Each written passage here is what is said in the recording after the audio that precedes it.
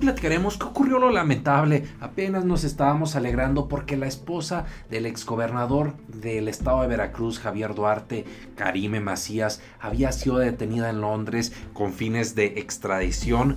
Sin embargo, nos estamos enterando de última hora que la señora fue liberada porque pagó una fianza de más de 3 millones de pesos. Estaremos viendo la cuantiosa cantidad que representa y que simplemente por tener capacidad para desembolsar esta suma millonaria debería de ser investigada, debería de revisarse la ruta del dinero que ha seguido, este enriquecimiento que han tenido, este fraude que han tenido esta señora junto con Javier Duarte, para que les caiga todo el peso de la ley. ¿Cuáles son los retos que tiene Santiago Nieto? También, por otra parte, veremos cómo están saliendo más escándalos para Felipe Calderón y Enrique Peña Nieto. Veremos cuánta milloniza desembolsaron de recursos públicos para inflar cuentas de Twitter de secretarios, de funcionarios del gabinete, que hoy en día en realidad se encuentran como viles y cochinos cementerios. Estaremos viendo cuáles fueron algunas de las cuentas beneficiadas con recursos públicos que fueron infladas y que hoy en día en realidad generan una vergüenza y una lástima. Estaremos viendo las diversas reacciones y posturas que se han generado. También daremos nuestra espinosa conclusión. Bienvenidos al Nopal Times. Soy Saúl Soltero y hoy les presentamos: sueltan a Karime Macías, la viuda negra, esposa de Javier Duarte, después de que pagó una fianza millonaria y por lo tanto urge que sea investigada. ¿Listos? ¡Comenzamos!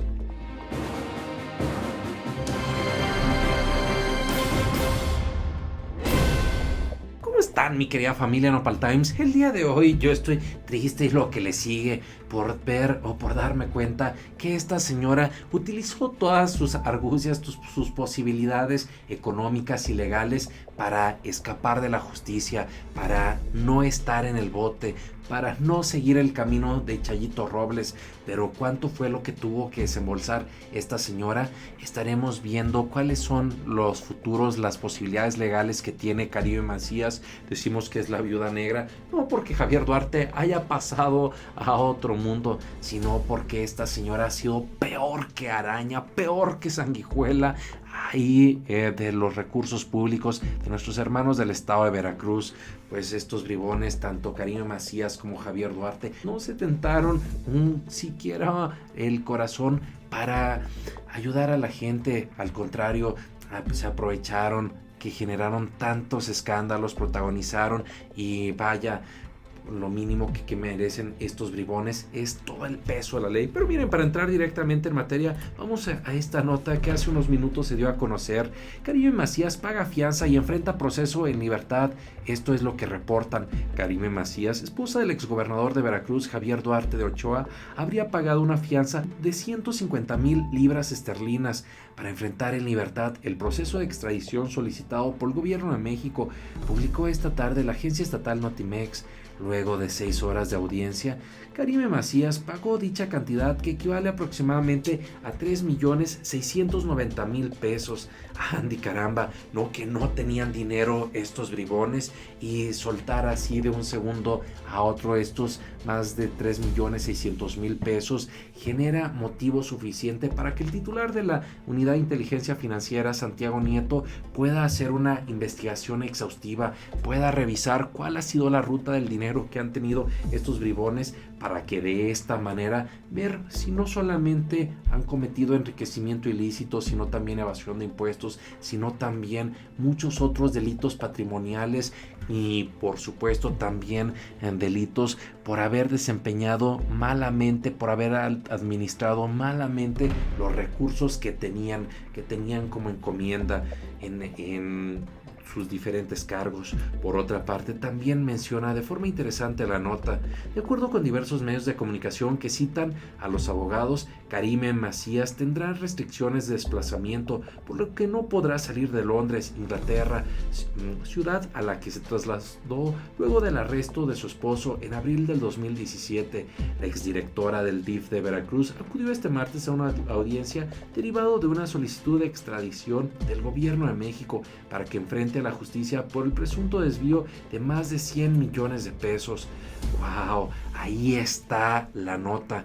respecto a este tema. Valdrá la pena darle un puntual seguimiento. Sabemos que se está prendiendo el cerro de las redes sociales, nos llama la atención y va a ser interesante ver cuál va a ser la postura que asuma este periodista de la información.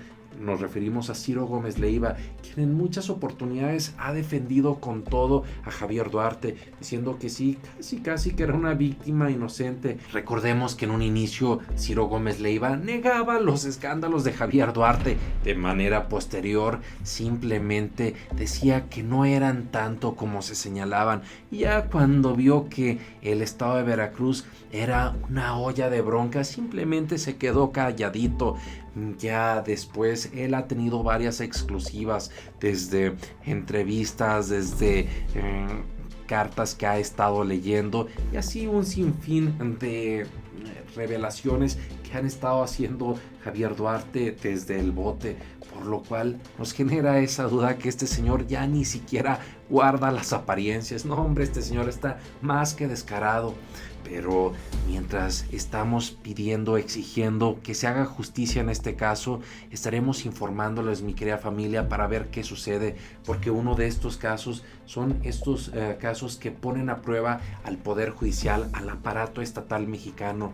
Urge que se haga justicia definitivamente, urge que se ponga medidas ejemplares, es más que necesario, pero ahí es donde les estaremos informando a mis queridos nopaleros y nopal sisters. Por otra parte, también no me gustaría desaprovechar la oportunidad para hablar de otro caso que ha estado llamando la atención, que ustedes nos han pedido que abordemos, y es esta nota relativa a Sin Embargo, en donde se da a conocer cómo durante el gobierno de Felipe Calderón, cómo durante el gobierno de Peña Nieto pagaron una millonada en agencias digitales para que les inflaran las cuentas a los secretarios, a los miembros de sus gabinetes, para que sí tuvieran los miles y miles de seguidores. ¿Para qué? Para que a la hora de la hora fueran unas cuentas inactivas, unas cuentas que simplemente algunas ya se archivaron, ya se ocultaron por estar en el escrutinio público, por recibir decenas de críticas todos los días. Muchas de estas otras cuentas están en el basurero de la historia, a pesar de toda la millonada que representó, y esto en contratos públicos. ¿Cuánto no se habrán gastado de forma oscurita, ahí bajita la mesa o bajita la mano? Pero que obviamente eso representó que estos gobiernos, que estos bribones no hicieran lo que tenían que hacer. Me gustaría que viéramos esta nota publicada en Sin Embargo, la cual está titulada Felipe Calderón y Peña Nieto pagaron millones para las cuentas de sus gabinetes en Twitter. Hoy son cementerios. Y wow, menciona de forma interesante: durante los 2 sexenios anteriores, el gobierno federal destinó una millonaria cifra que permanece sin transparentarse en su totalidad en campañas para redes sociales que incluyeron el cuidado de la imagen de los funcionarios del gabinete presidencial. Las cuentas creadas en Twitter, que fueron administradas por estrategas que cuidaban cada detalle, hoy lucen abandonadas y sin impacto en la audiencia de esa plataforma.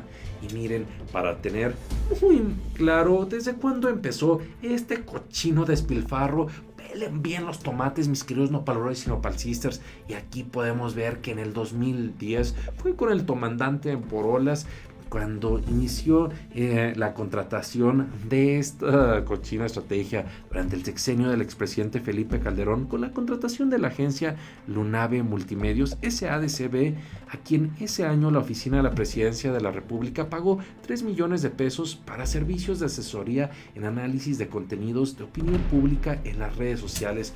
¡Wow! ¡Cuánta rimbombancia!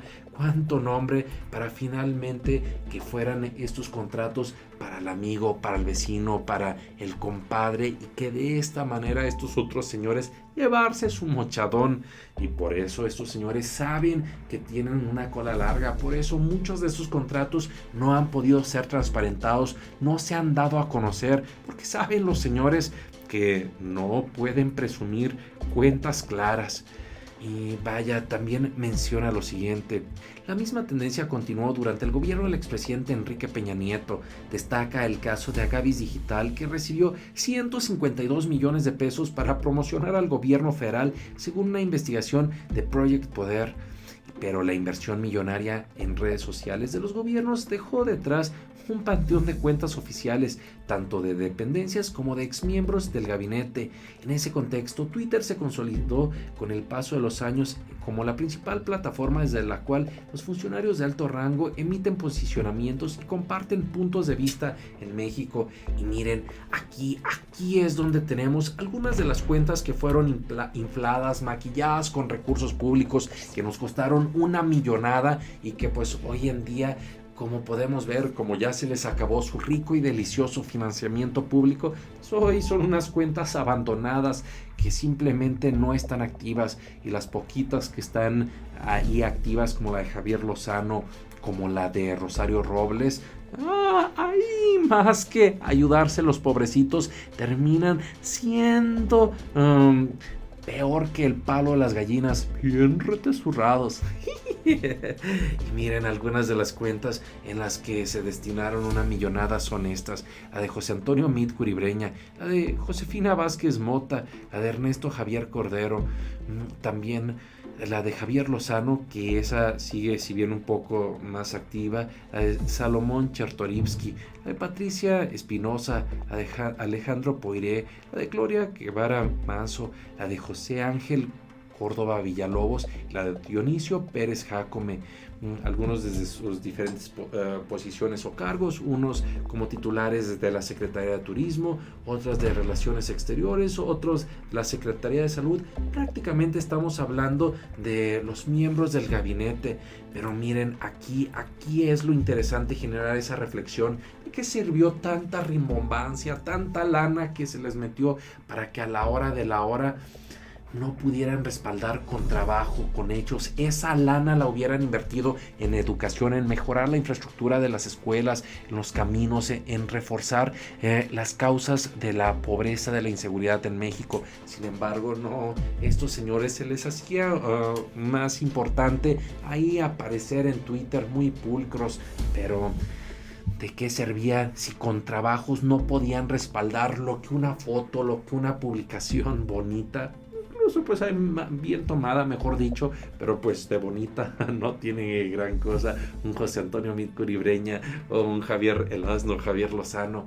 Pero esto nos debe dejar como reflexión esa exigencia para estar pidiendo que sean los propios gobiernos de todos los partidos los que destinen menos recursos públicos para estar fortaleciendo sus redes, sus cuentas. Es más importante que exista una comunicación directa para saber qué es lo que están trabajando, cuáles cuentas están rindiendo en los diversos sectores, en los diversos servicios públicos, y si no están funcionando, si no están haciendo lo que están obligados, que se les investigue y que se llegue hasta las últimas consecuencias. Estaremos viendo también, estaremos revisando, mis queridos nopaleros y nopalsisters, cuánto van a ser lo que derrochen los gobiernos estatales, los gobiernos municipales, alguno que otro secretaría, alguna que otra dependencia que pueda sabotear al gobierno de López Obrador, si no por comunicación oficial, a lo mejor por cuidar la imagen pública, por asesoría, por estos viáticos, y que puedan representar goles. Estaremos dándoles un especial seguimiento, y por lo pronto les pido, mi querida familia Nopal Times, que me ayuden a compartir estos videos. Les agradezco enormemente el apoyo que siempre nos dan, se los agradecemos muchísimo. Cuídense y nos vemos en nuestros próximos videos, y recuerden, infórmense y no se dejen ver la cara de nopal. Nos vemos. Hoy veremos cómo la gente y las redes pusieron peor que chancla vieja a Javier el Asno o Javier Lozano por despotricar contra Abraham Mendieta. Vayamos a verlo. ¡Javier Lozano! ¡Eres un traidor! ¡Traidor!